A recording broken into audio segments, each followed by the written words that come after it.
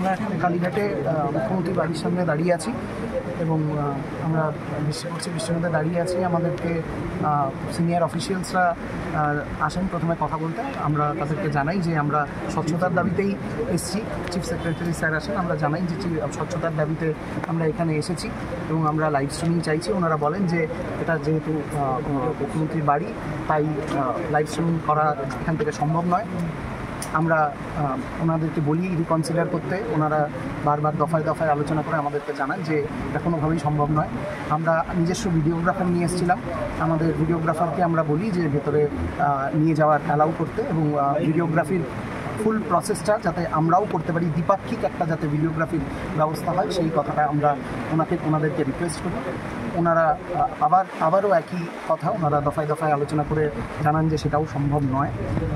এরকম একটা জায়গায় গিয়ে আমরা ওনাদের কাছে খুব স্পষ্টত প্রশ্ন করা নাই যে ঠিক কী কারণে আমাদের ভিডিওগ্রাফারকে অ্যালাউ করা যাবে না। আমরা যেখানে এখানে দাঁড়িয়ে আছি এবং কন্টিনিউয়াস আমাদের ভিডিও তোলা হচ্ছে, তাতে ওনারা জানান যে এটা একটা সিকিউরিটি জোন, তার জন্য তোলা হচ্ছে।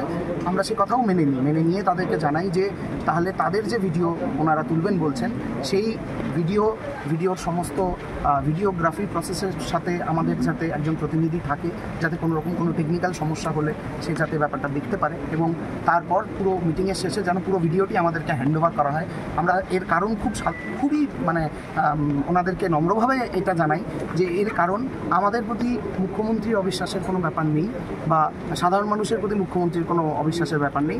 এটা আমাদের প্রতি আমাদের যে ডক্টরি মাস, যারা ডাক্তারি জনতা যারা এখন এই মুহূর্তে স্বাস্থ্য ভবনের সামনে রাস্তায় বসে আছে, তাদের কাছে জবাব দেওয়ার জন্য যে আমরা কী কথা বলেছি এই উত্তরটি অত্যন্ত প্রয়োজন।